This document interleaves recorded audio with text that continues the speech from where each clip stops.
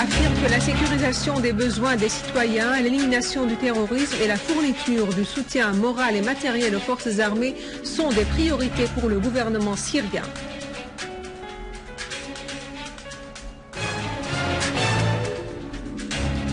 Après la prise du contrôle de la vallée de Ain Tarma, nos forces armées s'approchent de la défaite du terrorisme à Jobar. La Russie et l'Iran appellent à nouveau au respect de la souveraineté des États.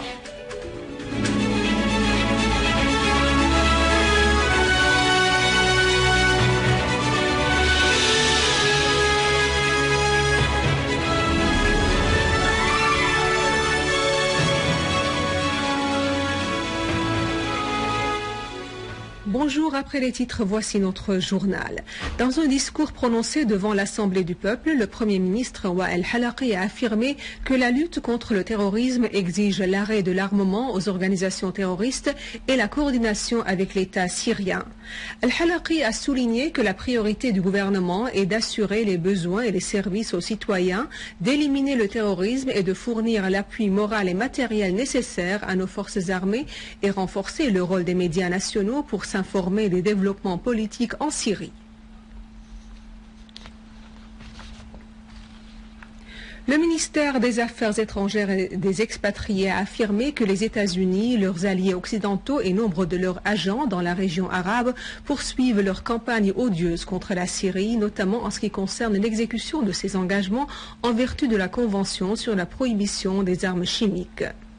Le ministère a ajouté dans un communiqué que cette campagne occidentale a lancé des accusations injustes à l'encontre de la Syrie, soulignant que ces accusations sont des allégations sur l'usage par la Syrie des agents toxiques en vue de détourner les regards de la communauté internationale quant au succès de la Syrie de remplir ses engagements durant une courte période en dépit de toutes les circonstances difficiles. Le ministère a indiqué que les discussions qui ont eu lieu aux réunions du Conseil exécutif de l'OIAC et ailleurs avaient montré l'échec des tentatives des États-Unis et de leurs alliés d'imposer leur point de vue aux autres pays membres de l'OIAC et qui ont rejeté toute exploitation politique de l'aspect technique de l'action de l'organisation.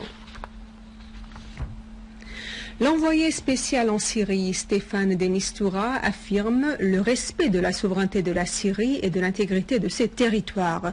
Dans un appel adressé aux autorités turques afin de permettre aux Kurdes de retraverser dans la ville de Ain Arab et participer dans les opérations d'autodéfense contre l'organisation terroriste de l'État islamique. De Mistura a mis en garde contre le massacre qui menace les habitants de la ville de Ain al-Arab et la terrible catastrophe humanitaire qui en découle au cas où cette organisation terroriste parvient à entrer dans cette ville. L'envoyé spécial en Syrie a insisté sur l'importance d'une coordination des actions dans le cadre du respect de la souveraineté de la Syrie et des critères du droit international. Mikhail Bogdanov, envoyé spécial du ministre adjoint des Affaires étrangères du président russe au Moyen-Orient, a déclaré suite à sa réunion avec M. Sameh Choukri, ministre égyptien des Affaires étrangères au Caire, que la proposition de la Turquie sur la création d'une zone tampon sur la frontière avec la Syrie pourrait être discutée au Conseil de sécurité de l'ONU avec la participation de tous, y compris l'État souverain sur son territoire.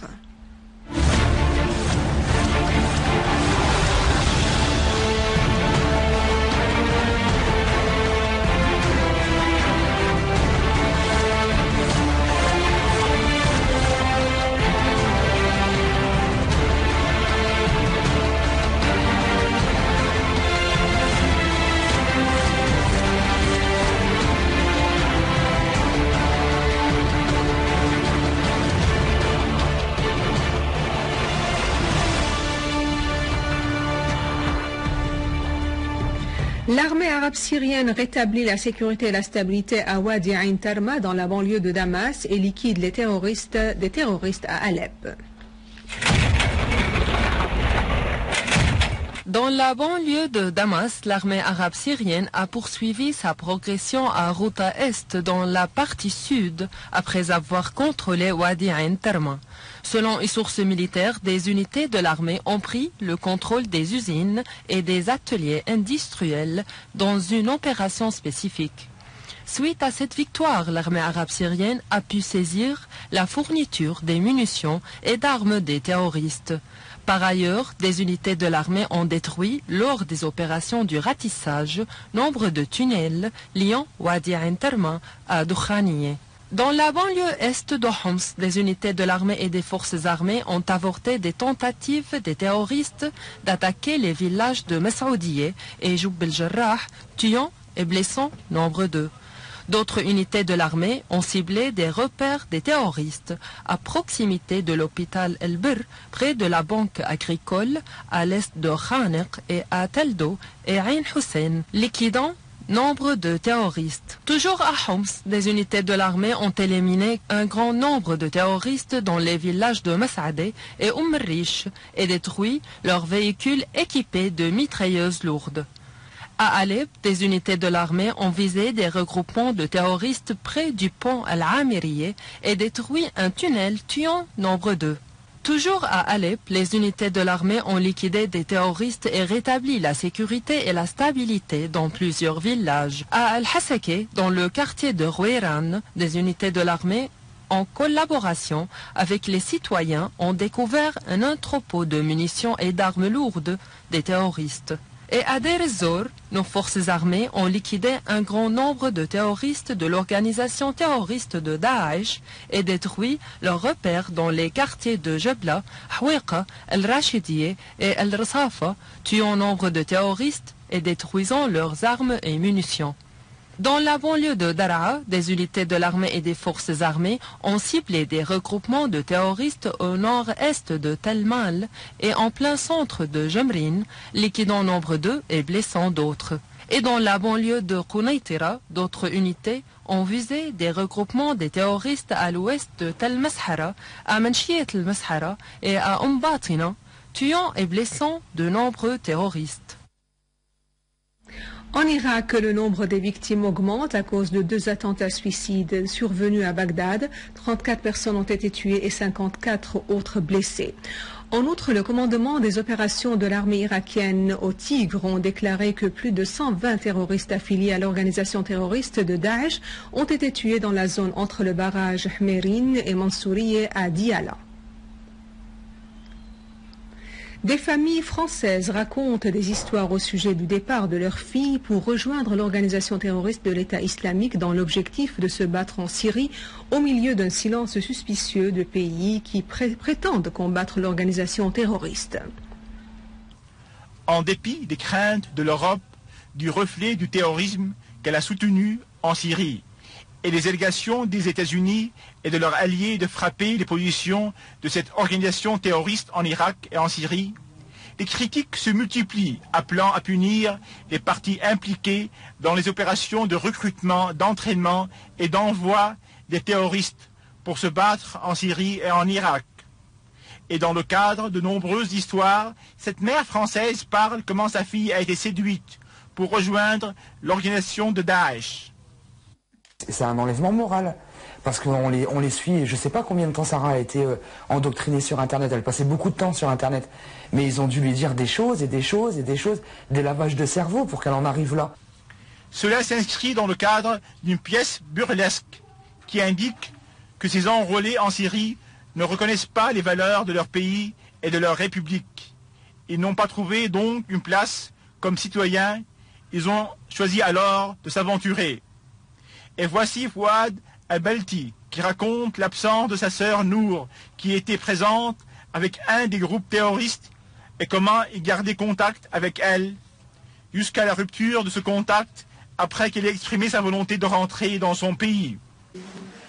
On l'avait tout le temps au téléphone, on avait moins 5-6 fois par jour au téléphone, on avait toujours moyen de contacter.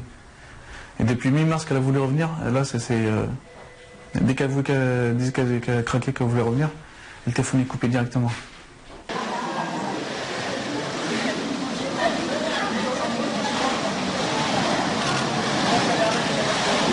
Ça m'a encore plus motivé de la récupérer parce que j'ai vu dans l'état qu'elle a été, c'est vraiment horrible.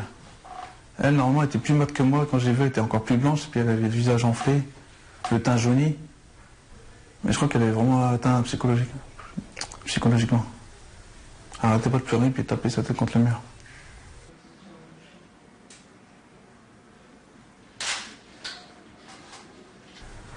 Le lendemain matin, je suis retourné voir ma soeur, 2 minutes, et là, elle a craqué, elle a commencé à pleurer, elle a dit qu'il fallait revenir.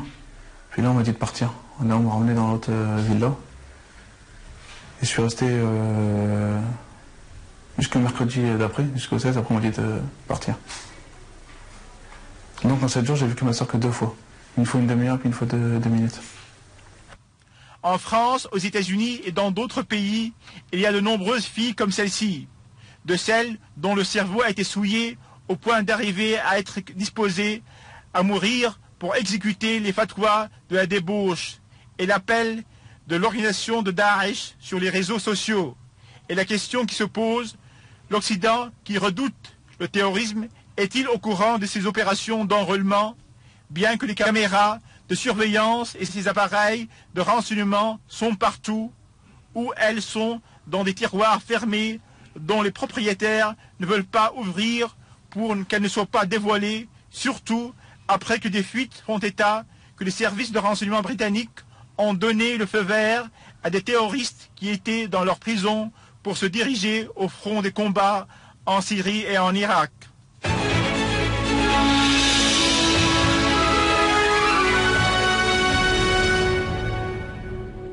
Une délégation française visite la Syrie et se rend dans nombre de sites touristiques et archéologiques dans la ville de Damas. De la ville française de Béziers qui se trouve dans le sud-est de la France, dans les 80 000 habitants, le maire Rebard Minard a officiellement décidé de visiter la Syrie, affirmant de devoir se tenir aux côtés du gouvernement syrien dans sa guerre contre le terrorisme et de créer un grand changement auprès de l'opinion publique française à l'égard de ce qui se passe en Syrie. La délégation a rendu visite au musée national, la Tekia Souleymania, le palais d'Al-Hadm et la mosquée des Omeyyades, notamment l'église de Hanania à Damas, tout en précisant que le but de cette visite est de soutenir le peuple syrien et sa fermeté face à sa guerre contre le terrorisme et le danger que représente pour le patrimoine en Syrie. Nous nous rendrons à Maloula. Je suis le maire d'une ville en France. Et on veut se jumeler avec cette ville-là de Maloula, parce que Maloula a été martyrisé, pris par des djihadistes qui ont fait des choses terribles. Et donc on veut, à travers ce jumelage, montrer notre solidarité par rapport à cette population. C'est la première fois depuis le début de la guerre qu'une ville en Europe se jumelle avec une ville syrienne. Je suis content que ce soit ma ville, dont je suis le maire. Avec les habitants de ma ville, officiellement, c'est une visite officielle, je dis à quel point les gens comme moi, qui sont les élus de la République française, sont sensibles à ce qui arrive dans ce pays et sont solidaires, par exemple, des victimes des djihadistes à Maloula. Également, la délégation a précisé la possibilité de rendre la ville archéologique de Maloula semblable à la ville française de Béziers en œuvrant pour coopérer à la reconstruction des monuments et la réhabilitation de la ville de Maloula. Selon les estimations préliminaires de la direction publique des ruines et des musées, le nombre des sites archéologiques endommagés en Syrie depuis le début du mois de mars dernier remonte à 24 sites archéologiques. Et à la fin de ce journal, voici un rappel des principaux titres. Al-Halaqi affirme que la sécurisation des besoins des citoyens, l'élimination du terrorisme et la fourniture de soutien moral et matériel aux forces armées sont des priorités pour le gouvernement.